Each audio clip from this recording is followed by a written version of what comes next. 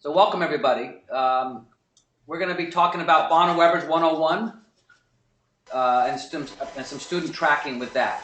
I'm going to jump between this screen and the Bonner-Weber's itself to show you things. Like I said, at the bottom right, there's a chat option. So there you can type your questions. And I have, I'm going to mute everybody now just to make life easier for everybody else. But go ahead and type your questions as you have them. Now, my first thing I'm going to do is I'm actually going to give you a poll. So on your screen, you'll see a poll right now, which is, I'm kind of curious to know from the audience, how many of you are just starting, how many of you have been there a little while? And you can see with this, it actually lets us know how many people have voted. We just have just about everybody. There we go, 100%. So about a third of you that are just starting your first year, and you can see the other values there. So about half of you are either their first year or their second year, and the other half are getting a refresher. So that's good to see. I'm going to close the poll now. And then this question, I'm sort of curious, so how many of you actually were Bonners? So have experienced Bonner-Webers from the other side?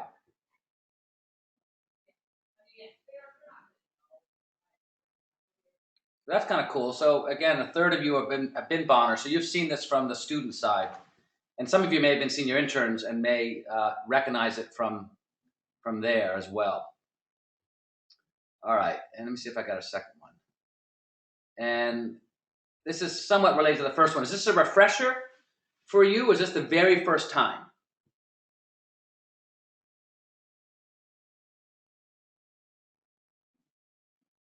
Wow. All right, that's pretty cool. So about 20 people here. So about 4 of you, this is the very first time. Okay, we're gonna go at a pretty good pace, showing you all the features. To really learn Bonner-Webers, you have to do it, and you'll have plenty of opportunities to spend time working on it as the semester goes along here. So let me just jump right in. I'm going to go to full screen on my side and show you that. Let me just double check one thing. I'm going to unmute. I'm curious to know if anybody has any immediate questions in terms of, is the technology working okay for you? Does it seem all right?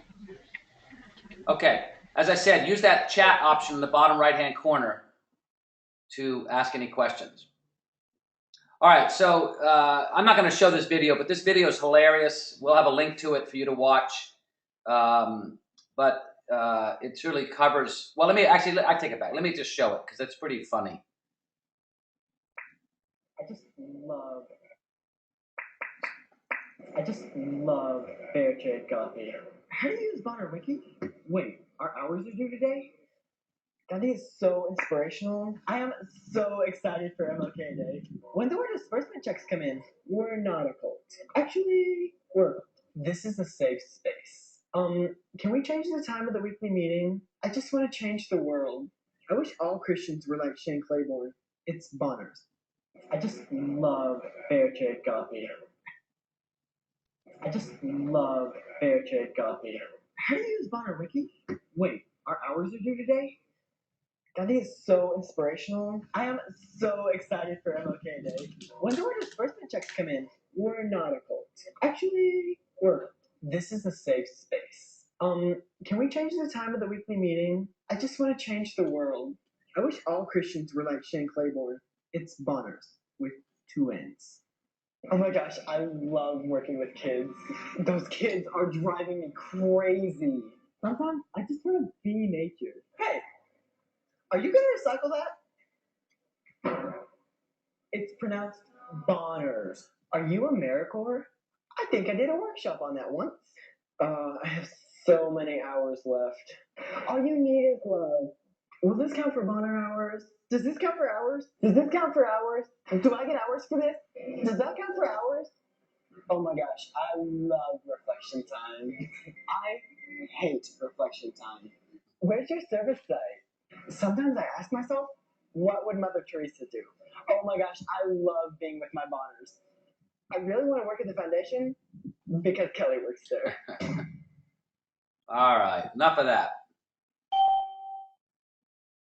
That is that's just about covers what it's like to be a Bonner. For those of you who are brand new, don't know anything about Bonner. All right, so we're going to just cover a bunch of pieces, and I just won't. Well, let me just show you. So we're going to Bonner Webbers is your friend. It helps you manage things, and there's a bunch of other topics here, but we're gonna cover this. Running the program, there's sort of process stuff you've got to do. It's really important the relationships you have with students, making things work, and then being able to track things, show your results. We're trying to balance all those things. We can't just be about the relationships, or just be about the process, or just be about the results. The main things that students are tracking in Bonner Webbers are their community learning agreement, their monthly hour logs, or weekly hour logs, depends how you want to look at it. And there's important to have policies. And that's going to prompt me to ask my next survey question. So how many of you have clear guidelines for students in terms of doing their hours and other kinds of accountability issues?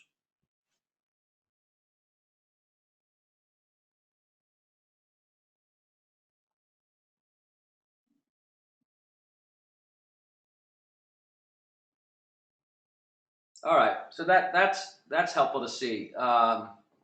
So close to 60% of you have some stuff, but some of you kind of sort of maybe have some stuff. My suggestion is that you, and we have to post some stuff on the website, but it's going to be important for you to have good, clear guidelines for students in terms of when things are due and the consequences for either being late with their hour logs or not coming to meetings and that kind of stuff. It's the more clarity and the more follow through in terms of accountability, the better off you're going to be. And we have to go update the wiki in terms of what are some of the current effective Bonner constitutions or handbooks that are out there. Let me close that. Okay, so students are you need to train them to write effective CLAs. We have some guides on that. And students really should be asked to log their hours on a consistent basis, really weekly. And a lot of what we're going to cover here in Bonner Webbers is actually that kind of tracking, which is why we're showing it here. I do want to point out, for those who manage the Bonner Scholar Program, we're going to have a very specific training on Friday regarding managing the Bonner Scholar reporting, the semester allocations, reimbursements, all that kind of stuff. Here, we're just going to give you an overview of the web-based system itself and how you can use it to track your students' work. So first thing is we're going to cover these 6 areas, administrative accounts, student accounts, the partner accounts, so tracking their service, their accomplishments, and just we'll touch on AmeriCorps. There's going to be another series of webinars on AmeriCorps that we can cover later. So the first thing to see is that your administrative menu has this section above what students have, which is related to the programs you run. So Bonner Scholar, Bonner, AmeriCorps, various kinds of reports, a place where you set up your staff and so forth. The member menu, everybody sees, administrators and students. And the position and events, everybody sees, students and staff. Their level of access to those in terms of editing is different. We'll cover that.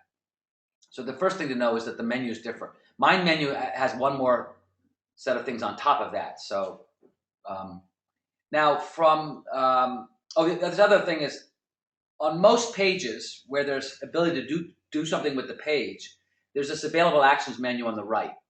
That will change based on what's the page is all about. And when we go live, I'll show you some of those. Okay, so every time an administrator is set up, you'll put their name, their first and last name, their email address, their password, their permission level. Currently, we don't have a different set of permissions for students, like a student intern versus an administrator. We need to set that up, but that's going to be that'll be a new feature in an updated version.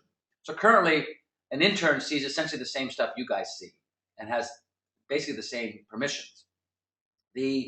What's important here is that the notifications, Bonner Webbers will automatically send emails so the BSP is the Bonner Scholar Program, for those various reports. So when I go to available action, say notify the school, it'll send it to whoever has a checkbox there. The same with AmeriCorps and the same with overall administrator. And it's useful if there's a default for the lead person on your, in that lead administrative role. So if you're not getting email notifications and you're an AmeriCorps administrator, it's because you're not set up on this link. And just so you know where it is, it's this manage staff right here. That's where those settings are set up. So once anybody in your campus is set up as an administrator, you can add the additional administrators. You don't have to have us do that for you.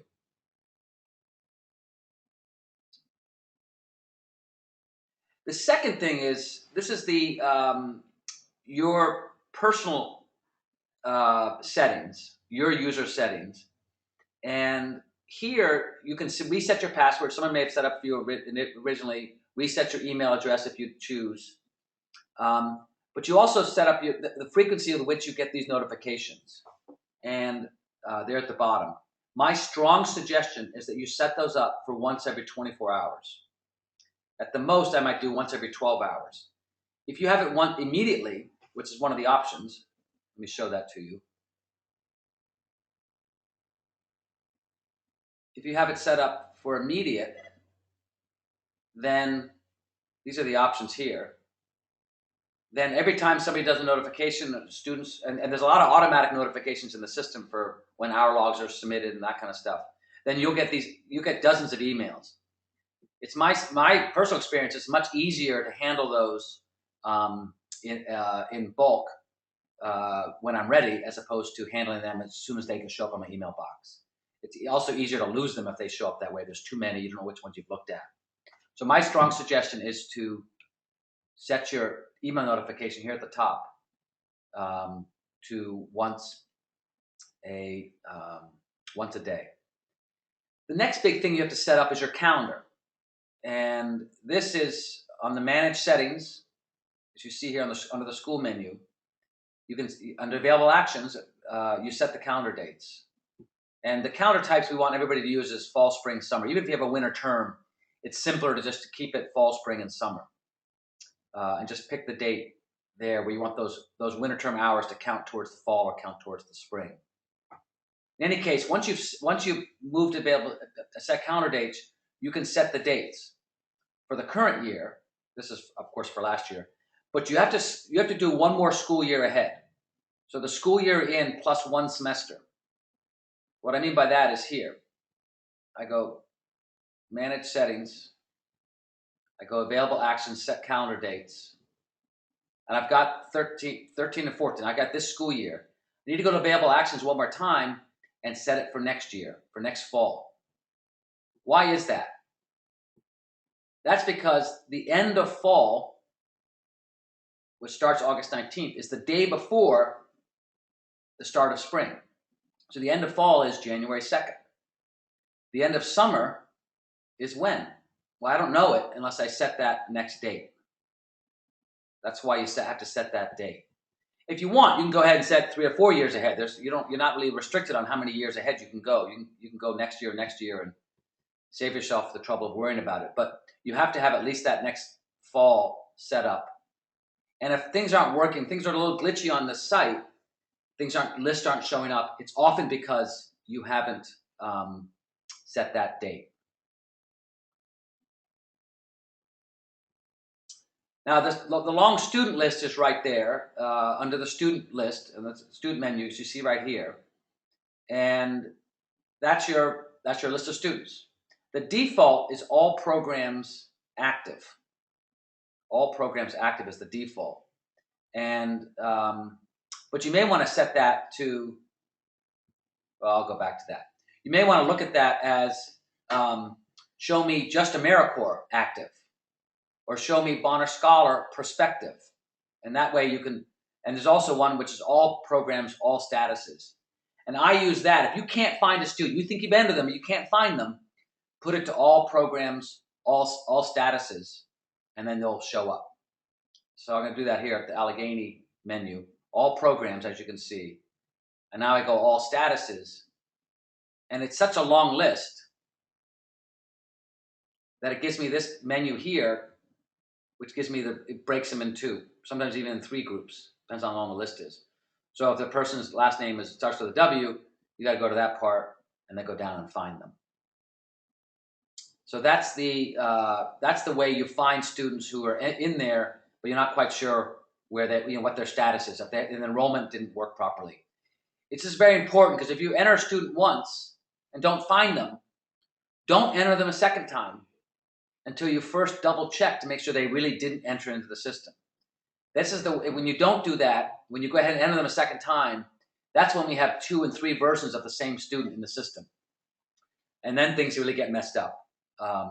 So on the student list, all programs, all statuses allows you to see everybody and correct any mistakes you might have made. Now under this menu right here, this is where you go to add a new student under available actions. And so you pick available actions, and the first thing you'll get is what program enrollments is this student going to be in? And this list is here based on what your school's enrollments are. So if you don't participate in AmeriCorps, you're not going to see Bonner AmeriCorps. If you only have a Bonner Scholar program, you'll see Bonner Scholar, not Bonner Leader. And then when are they going to start? Are they going to start in the, which semester? So you do that, and then you'll go ahead and add the basic student information at that point. And just so you see it, add a new student. There are those choices. If it's a Bonner Scholar, you have some additional choices. Are they a replacement? Are they a late entry? Are they a brand new freshman? It's very important. If it's a Bonner Scholar, you got to put the estimated family contribution and what semester they're going to start. And then you have the rest of this information here. Fill in as much as you can. We certainly want gender. The graduation year is important. We want that. You can go ahead and put these things in, but some of them aren't critical at this point, but a few of them are. Grad year is one of them. They have to have an email address in order to log in. The system will generate their initial password, so you can look at that when that comes out and give that to the student. You can also modify it if you want, but I would just use the initial one and ask them to change it when they get in. So you create on the student list is where you create the new student. Now the student profiles I just talked about is all those things. And again, the grad year is very important. If you look at the list at Allegheny, we go back a screen here. These grad years are missing. So we want to see grad years for everybody. Now, this is where I showed you those options, where you can see all programs, all people, all statuses. Then when you look at a given student, this is where they have an enrollment tab. So you can look at this profile of a given student. I'm going to look at Nathaniel. You're able to see his enrollment information here. And he's an alumni in the Bonner Leader program. And he wasn't enrolled in any of these other ones. You, meaning director and coordinators, control the Bonner Leader enrollment information, which is very simple. It's just what's their status. And these statuses are based on the AmeriCorps and Bonner Scholar statuses, so they're a little bit strange to you. But you know if they're active, or you know if they've finished. Completed, full award, completed, withdrawn. If they graduate honorably, put them full award, even if they're not going to get an award from being in the leader program alone. That's only for AmeriCorps, of course. And then you have their dates, when they started, when they ended. So if students are showing up on some of your lists or your reports, and you know they've left, it's because they haven't changed their status in the Bonner Leader area or Federal Work Study, which has the same very simple format. The Bonner Foundation controls ultimately the Bonner Scholar enrollment and all this other information, and the AmeriCorps enrollments and all that information. And we're not going to cover either of those today. But the students has a general tab, a contact tab, documentation which relates to AmeriCorps. I'm not going to get into any of these right now. But that's the individual student profile.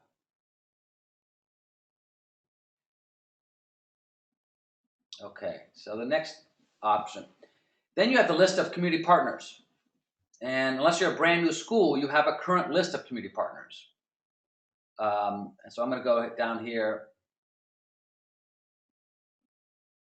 and you have the name of the partner organization and each of the positions with that organization. And then you currently can indicate how many slots are available. That doesn't limit anything. It's just there more for general information purposes, but that's what the slot available is. We may change that to how many students have logged hours against that service site that semester. That might be more useful to us. In any case, this is where the list is, and the individual descriptions are, this only has one position. If I went to Allegheny College, you'll see that they have many positions. And you scroll through those positions by hitting this next tab. Bonner Advisory Board Member, Bonner Orientation Program Assistant, and so forth. So the positions are described here, and the titles are listed here tied to that organization. So one organization can have multiple positions. Under the Details tab is where you get the profile of the organization. So the level of activity is in the Bonner design, what's the highest level of kind of engagement you have with them. So this organization, well, Allegheny, of course, has project coordinators. We put the organization's mission statement in there. That's helpful for students to see. And then again, here's the first position there. So this top box is the details. And then there's the contact person at each of the sites. And that contact person is also who will be accessible for e-signatures when you set up the positions. Now you create a new position. You can edit the existing one. If it's locked, you can request an edit, which means for AmeriCorps purposes, we're locking positions after we do a national review. That way you can't, we were having problems with people changing the descriptions after we've already reviewed them. So this prevents that from happening. But if you need to re-edit the senior intern position, you can go here and you can request edit to the senior intern position, which will then generate an email to us. You type the email message in here, save is the save, it means send, and we'll get an email notification and then unlock it for you. And let me just, and you know it's locked right here where it says reviewed, yes, by Ariane Hoy. This button here allows us to lock it again. So that's what that has to do with. Okay, I'm going to, so I'm just showing the details on the organization and then some of the details on each position has their own description. And then you can add a contact. And you need contacts to do e-signatures. So again, available actions gives you the options for that organization. So if I want to add a site supervisor, there it is right there, add site supervisor. And it says, I have a bunch of people in the system who potentially be site supervisors from Allegheny. If I choose a different organization, let's see. If I choose the YMCA, go to contacts. They have one person, but I can add and create a second. Again, it gives me the full list of people already in the system. If there's somebody's not in there, then I hit save, and now I can add that person.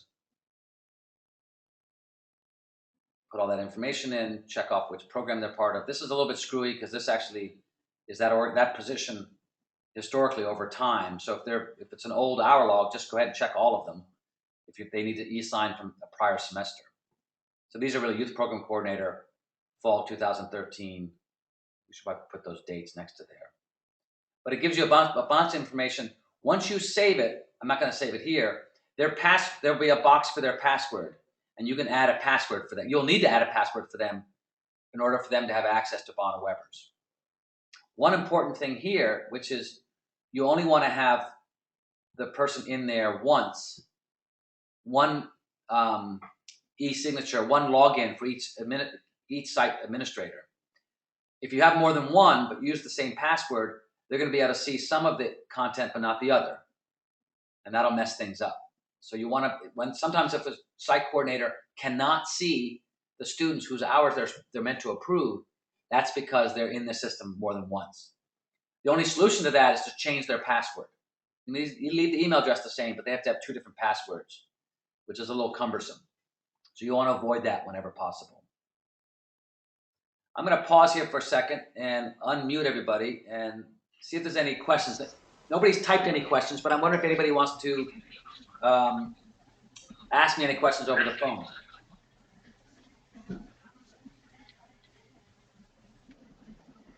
Okay, fair enough. If you have any questions, go ahead and type it on in the chat area here on the right. Okay, so so at this point you've set up you've got your students in the system, you've got your staff managed, you've profiled your students. Now if you put in your partners and positions. I forgot, you have to put in your training enrichment event. So let me look at this. So here you have fall 2013. And available actions, I'm going to add the T&E. So you put a descriptive title. You have to describe it. If the partner's already in the system, then you want to pick them. These are all their partners historically over time. If they're site supervisors, they'll show up here as an option. Is it a local training enrichment event? Is it national, international? What type of training? We give a bunch of options here: on-campus workshop, off-campus workshop, so forth. Who's the intended audience? So this has to do with, is it just focused on first-year Bonners or second-year Bonners? Is it for multiple levels, like an all-Bonner meeting? Is it a campus-wide event, a speaker on campus that Bonners are eligible or to go watch? And then is it a required activity? Do Bonners have to do it?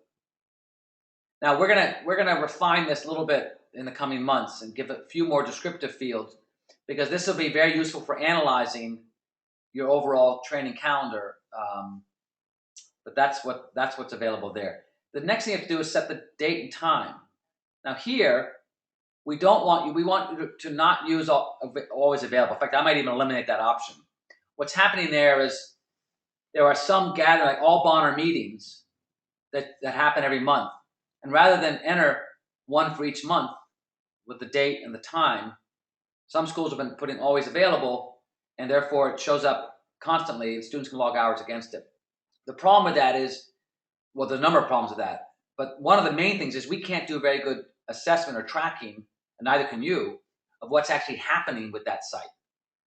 What are the issues being discussed down here below? What topic areas are being discussed? How many people attended that particular session? Is it described accurately or clearly? There's a different topic for all those Bonner meetings. They're not always just the same old thing.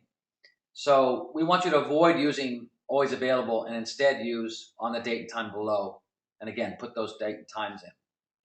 You have up to 3 topic areas, and these are broken out by the common commitments, by the skill areas, and then by all the issue areas we work with.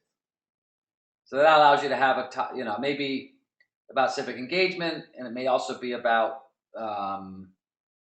decision making, and there you go.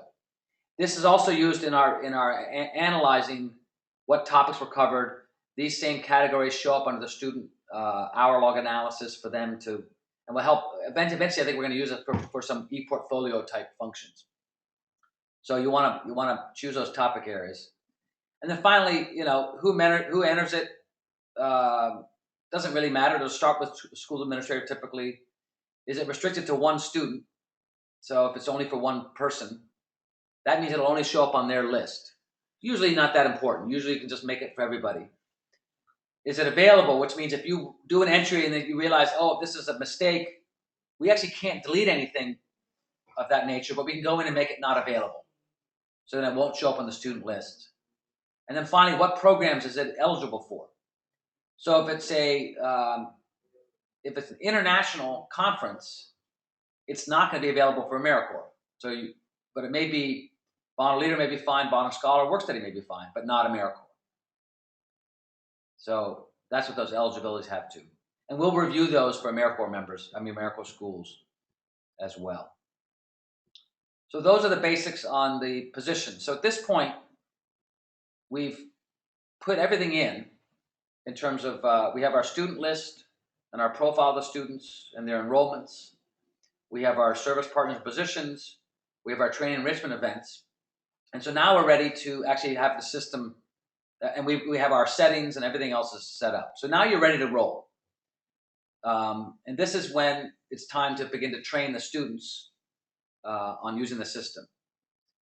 So there's a couple steps here. The first is we want them to set up their community learning agreement. This is their personal description of what they're going to be doing, their service goals and their learning goals. And each semester, a student needs to create a CLA for their primary service site. And we expect Bonners to serve their primary site about 5 hours a week in that primary site, 5 or more hours a week. And we expect them to have a community learning agreement for that site. If they serve at other sites, they don't need a community learning agreement. If they do a regular 1 hour a week thing somewhere, 2 hours a week, we don't require them to have a community learning agreement for that other site. They're welcome to, but they're not required to. Let me just show you how this works. Community learning agreements under the student menu. This is what the student's going to be logging. I'm going to pretend I'm going to create a new one for this student. So the first thing it does, let me go back. Under available actions, my menu is add a community learning agreement. I'm going to refresh the page. Here we go. So it gives me all the positions to choose from. And this student's going to be the senior intern, let's pretend. So I select that. My site supervisor is already listed as Jamie Willems. I select that. And it pulls over the description from the service partner position description. It pulls that over. Now this, maybe Allegheny has 2 senior interns, and maybe this senior intern is going to focus on something different than the other one. This is where they can modify that. Now you're going to approve it, and this community site supervisor is going to approve it. So you're not going to modify it to something that's not okay. But it's perfectly fine by us if students modify the initial position description to be more specific about what they're doing.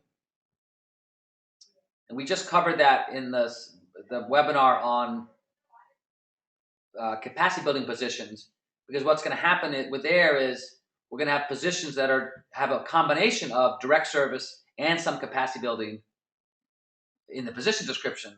When it gets brought over, a particular student may spend more time on one than the other, and that's where that can be handled without any problem. Their role, this has to do with our sort of Bonner developmental model. Project volunteer, site project coordinator, am I a leader or a specialist? So if I'm doing helping build a website, I'm probably a specialist, if you see what I mean. This is the hours per week that they're committing. This is kind of, does it have much fundraising attached to it? And then we have our service objectives, the primary and secondary. And here they choose an issue category. These screens refresh. They choose a secondary one, community issue awareness, the population served, adults, objective, raise awareness on a community issue, service goal, and they can choose. I have one major project I'm going to do, measured by organizations, figures, and reports. I can then describe what that service objective is. They'll do the same thing with the secondary one, and then they can choose their learning goals. They should choose their learning goals. And here, we simply begin by having them select up to 2 of our skill sets that we developed a number of years ago, and then they can go ahead and describe what they hope to learn at the site. Now, that's, so if you see here, it's the position itself, it's their service goals, service objectives with descriptions, and their personal learning goals. That's a pretty thorough community learning agreement, and one that was developed based on looking at lots of them from other schools and sort of putting together a best of kind of collection. So every Bonner needs to have a community learning agreement for each semester they're in the program. And once they've done that, I'm not going to create this person, but then you have the ability to approve it online and lock it. They can always print it out. So if I want to print this out, I can print CLA, print it out, and they can get it signed that way. If the site supervisor doesn't have an electronic access to the site, to BWBRS, or they can go into BWBRS and approve it, I believe. So those are the community learning agreements. I'm going to unmute this and ask if anybody has a question about those. Any questions on community learning agreements, guys?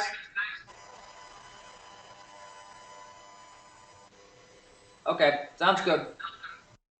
Remember, you can type the questions in the chat box down here. So once they've got their community learning agreement in, it's time for students to start logging their hours. And they record all their hours in BWBRS. And I'm going to take you to a typical student. We'll stick with this guy. And if I'm a student, when I log in, the default is to log entry, because the assumption is when they log in, what they want to do is enter some hours. For you and for us, it'll default to report, where we can see all their hours for a given time period. And I'm going to pick another student where there are some hours. Oh, this is because I have all students. Oh, this pull-down menu, by the way, is selected based on my student list. So I had the student list to all programs all active. So I'm going to go all programs, just give me active students. And I can click on Mariah Collins, and I can look at her hour logs. I don't know what semester she is, but I can go to Analysis tab. That'll help me out a little bit.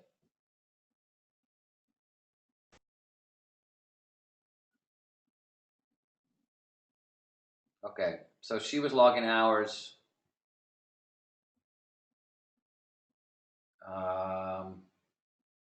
In 2011 to 13, you can actually break them down, and they show you how they got done, and you also see her AmeriCorps hours. So fall 2010. So if I want to go look at her hours in fall 2010, I've got this menu here gives you a range of semesters to look at.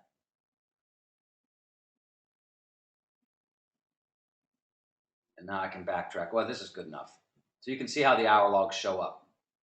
It gives you week totals, the first day, the last day of the week, how many training hours, how many service hours, and then itemizes them.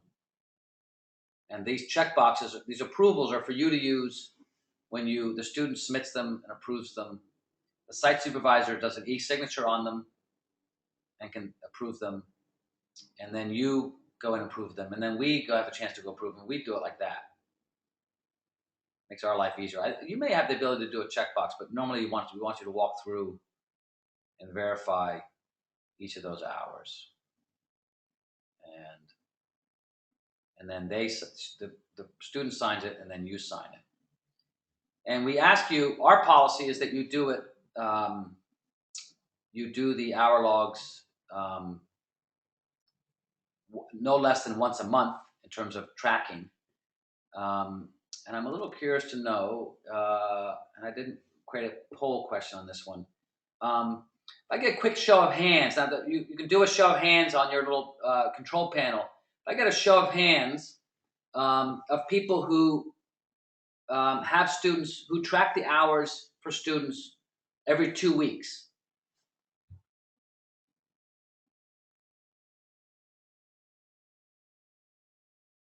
All right.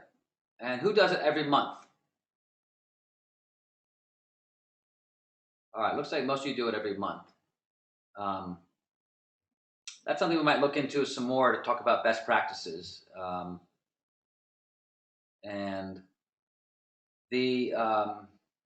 So anyway, so what we have is the start and end time periods, just 15-minute increments, and then the date. Then they choose one of these 3 pull-down menus. So if I did it from 6 a.m. to 7 a.m. today, it's my community learning agreement, then I choose that.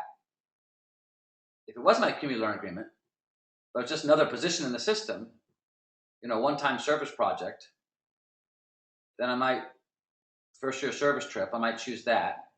And if it wasn't that, then I might choose the training and undo that one. But they only choose one of those, and they add their hour. If it was spent fundraising, they can itemize at that particular time. And when they do that, those hours will all show up down here below. And they always have the ability to click on one of those and change, edit something if it hasn't already been locked. Oh, here we go. So fall 2010. I don't know if you guys saw what I just did there, but I changed the time period up here. But if I want to change this calendar view, I have a menu right here. It gives me a lot of months to change. So I'm looking at fall 2010, when she was much more active. And you can see the CLA hours are in yellow, and the training and service hours are in blue. So you can see all those there. Okay, so if a student needs to fix one, see it says date, edit. If this hasn't been locked already, I can click on it, and here I can edit it. Now I can't because this one's already been approved and edited. So they can't change anything once it's been locked, once it's been approved. And that's important for us to have a feel for. So now, this time, if they have to print the hours, as I said, they go to report.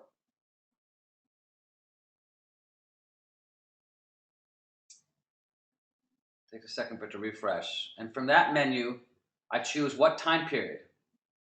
So I'm doing September, and I hit update. So you can see I'm in the fall semester. Now I'm choosing within the fall, I'm choosing the actual month. And if I wasn't doing electronic signatures, but was doing a printout, I go to available actions, and I have two choices. Now my recommendation is to choose print HTML.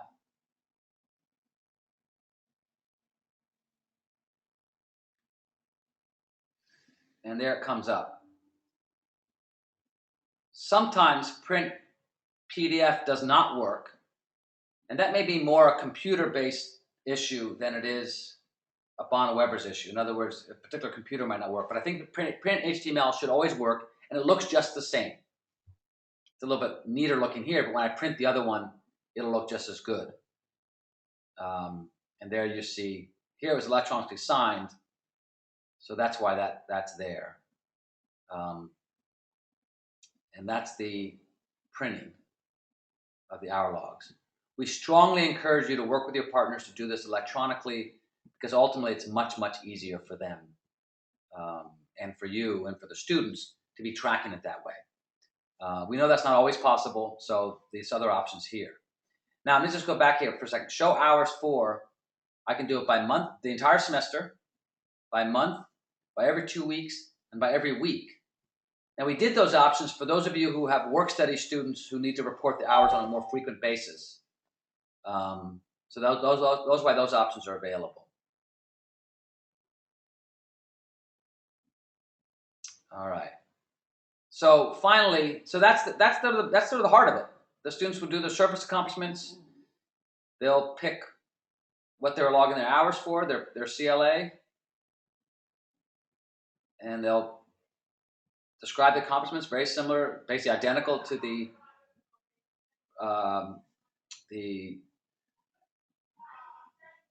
service objectives. It's the same form, basically. And they also have any volunteers they generated. That's the individual service accomplishments. Evaluations is just for AmeriCorps. So that's what it means to track the students. Now, or to log their hours. Now, for tracking them, we have 3 different reporting screens. One of them is this overall tracking.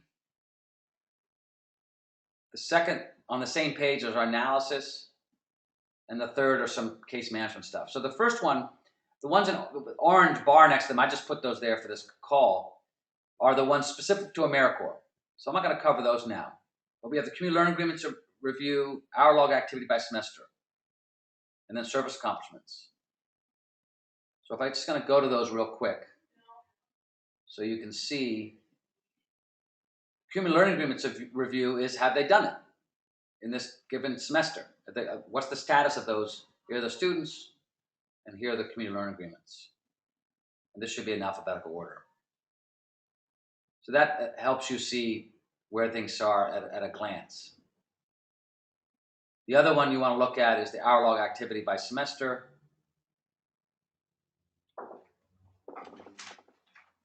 And that lets you see the same thing. Again, allows you to look at all programs, all students, or all active students, all Bonner Leader students, whatever it may be. Now this is, just so you know, this is related to active this semester, which is why these hours are all wrong, because I'm showing the fall 2010 hours. But this active is for the students active in this semester. That there's a separation there. In any case, very easy to see how students are doing there, and you always have the ability to print that. The next one I want to show you is Bonner Scholar graduation rate. You can always look at that. Service hours distributed by partner and position. This is a really critical report.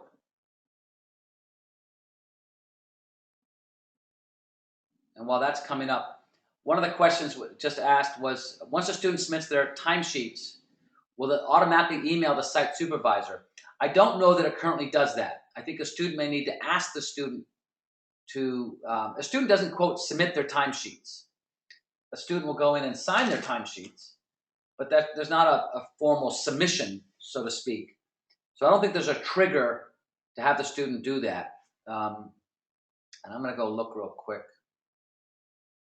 This report's taken a minute to show up because it's pulling all the data and analyzing it and grouping it. I'll look at that in a second. But this is probably my favorite report because it shows you how many hours are done for each of the partners that semester by which students and for which positions. So it really lets you see at a glance what really took place over a given time period, over a given semester.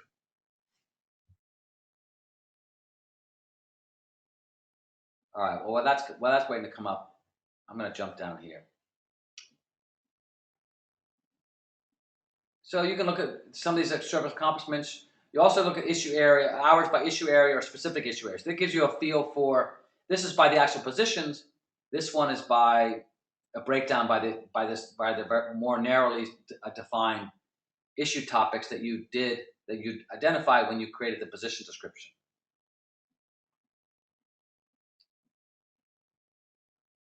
And then finally, students, they log their accomplishments, as I mentioned before. And we also have this whole tracking for AmeriCorps. There's one other thing I want to show you.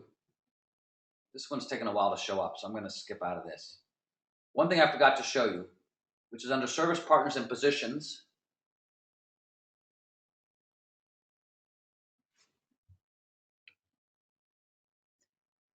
So if I'm in, well, let's just say I'm in fall, and I want to move, it's the next semester's coming along. So let me actually jump to that real quick. And I don't want to re-enter all these positions. So what we've asked people to do in this case is, what we've created, I should say, is they go to Available Actions, and there's one called Advanced Positions. And under Advanced Positions, you'll see in a second here, all the positions get listed with a check mark. So Allegheny College in spring sponsored all these service events on these different days. And they're because there are specific days, they're not likely to move forward.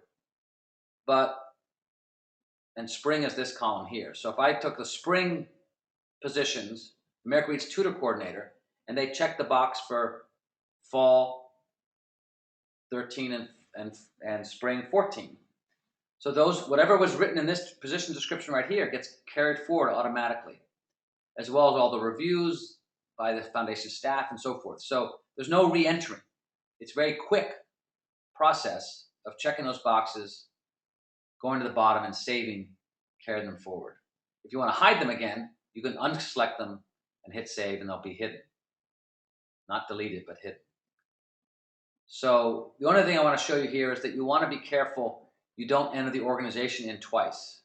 So in this particular instance, what I might suggest happen is unselect spring 14 and enter that same position under this Crawford County, so it only shows up once.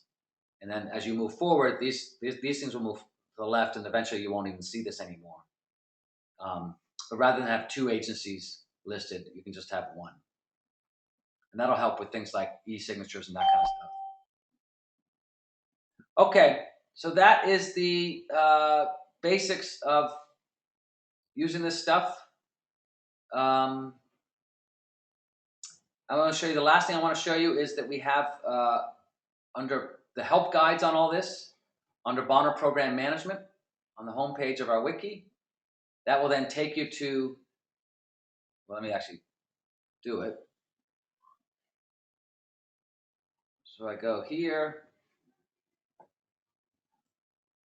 Bonner Program Management, and on this page, under reporting, I see all those features guide, overview, and the step-by-step guides. And it literally shows you everything I just walked you through.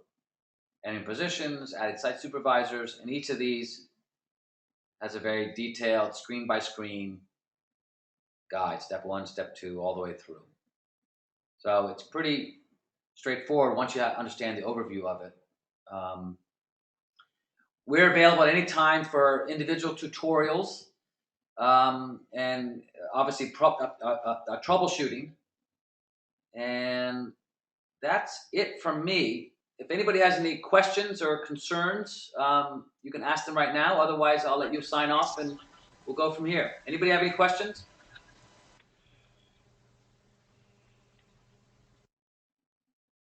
All right, gang. I appreciate you joining me, and I look forward to the rest of the semester. Thank you.